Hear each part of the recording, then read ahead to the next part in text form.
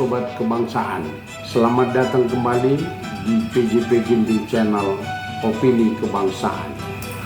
Hari ini kita akan membahas bahaya besar yang mengancam demokrasi kita. Apakah Indonesia sedang menuju sistem militeristik? Dalam sejarahnya, Indonesia dibangun di atas prinsip supremasi sipil, di mana pemerintahan dipegang oleh rakyat melalui sistem demokrasi. Namun, sejak Jokowi berkuasa, kita melihat kembalinya perwira TNI dan Polri ke posisi sipil. Ini di bawah kepemimpinan Prabowo yang notabene adalah seorang jenderal. Situasi semakin mengkhawatirkan. Apakah ini pertanda bahwa Indonesia sedang kembali ke era totaliter? Ataukah ini hanya strategi politik sesaat? Mari kita kupas lebih dalam.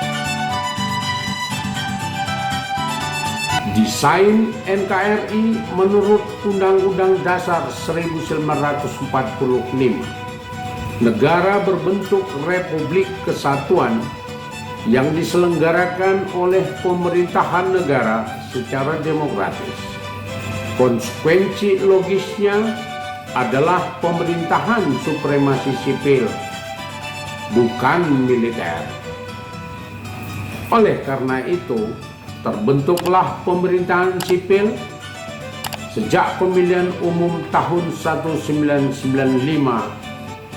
melalui multiparty system atau sistem multipartai. Sejak 1967 yang embrionya dimulai 1966, Soeharto mencanangkan Orde Baru dengan rejim totaliter. Partai difusikan menjadi dua, ditambah sekber Golkar yang didukung ABRI, birokrat, dan Golkar. Pemilu tahun 1971 sampai 1997 selalu dimenangkan Golkar di atas 60%. Orde Baru dengan rejim totaliter membuka lebar-lebar pintu tentara dan polisi memasuki jabatan-jabatan sipil melalui dui fungsi. Selama Orde Baru ini, TNI Polri memegang posisi-posisi penting jabatan sipil di semua lembaga dan badan, sehingga Soeharto dijuluki diktator. Dalam rejim reformasi yang dimulai tahun 1999, sejak Abdurrahman Wahid, Megawati Soekarno Putri, hingga Susilo Bambang Yudhoyono tahun 2014. TNI dan Polri dikembalikan pada tupoksinya sebagai alat pertahanan dan keamanan negara yang diatur dengan undang-undang. Kemudian dikenal dengan Undang-Undang TNI dan Undang-Undang Polri. Supremasi sipil atas pemerintah negara kembali ditegakkan.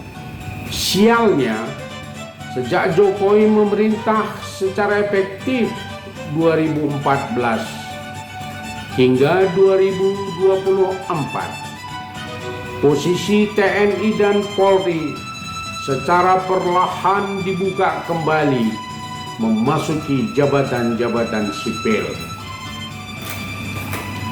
Menurut penelitian Dr. Slamet Ginting, seorang pengamat politik dan pengamat militer, mantan jurnalis investigasi militer, akademisi ilmu politik, bahwa sampai akhir 2024 ditemukan 4.274 orang perwira TNI dan Polri ditempatkan di BUMN. 111 orang diantaranya perwira tinggi. Itu semua perwira aktif. Bila ditambahkan dengan yang sudah pensiun, mungkin lebih besar lagi. Akibatnya setiap BUMN bermasalah. Patut diduga TNI Polri terseret dan terlibat, runyam jadinya.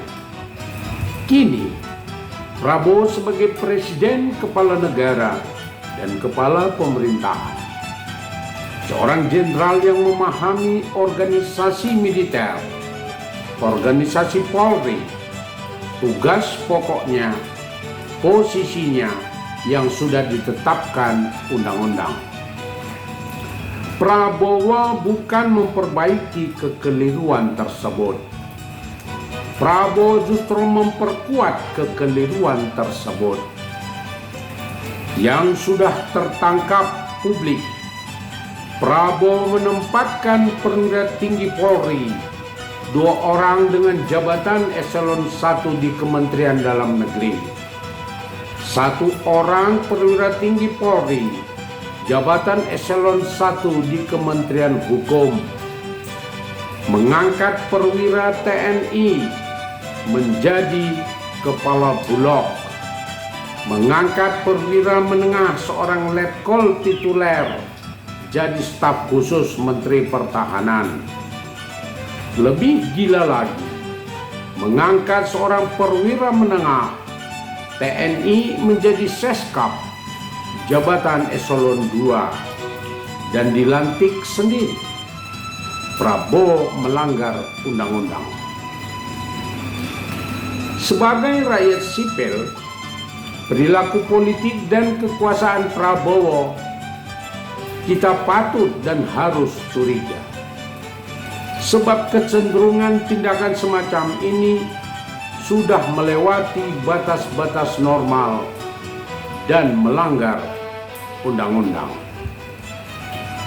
Pemerintahan supremasi sipil dapat bergeser kembali ke militeristik seperti zaman Orde Baru. Akibatnya fatal. Pemilu yang menghabiskan ratusan triliun untuk membentuk pemerintahan sipil yang demokratis menjadi sia-sia. Kedaulatan rakyat sesuai dengan Undang-Undang Dasar 1945 tergerus dan perlahan mungkin sekali kembali ke totaliter Orde Baru. Semoga Prabowo tidak terlena dalam kenikmatan kekuasaan dan segera sadar bahwa kekuasaannya itu dari rakyat, bukan dari militer dan Polri. Saudara, jika langkah-langkah ini terus dibiarkan, maka demokrasi yang telah dibangun dengan susah payah bisa runtuh. Kita akan kembali ke sistem militeristik ala Orde Baru, di mana kekuasaan tidak lagi berada di tangan rakyat, melainkan di tangan elit militer dan Polri. Bagaimana menurut Anda? Apakah Prabowo sedang mengarahkan Indonesia kembali ke sistem totaliter? Atau ini hanya sekedar kebijakan sementara? Silakan tulis pendapat Anda di kolom komentar. Mari kita diskusikan bersama untuk Indonesia yang lebih baik. Jangan lupa like, komentar, dan share video ini agar semakin banyak rakyat yang sadar akan realitas politik kita. Dan tentunya subscribe PJP Ginting Channel Opini Kebangsaan agar tidak ketinggalan opini-opini tajam lainnya. Sampai jumpa di video berikutnya. Salam PJP Ginting Channel Opini Kebangsaan.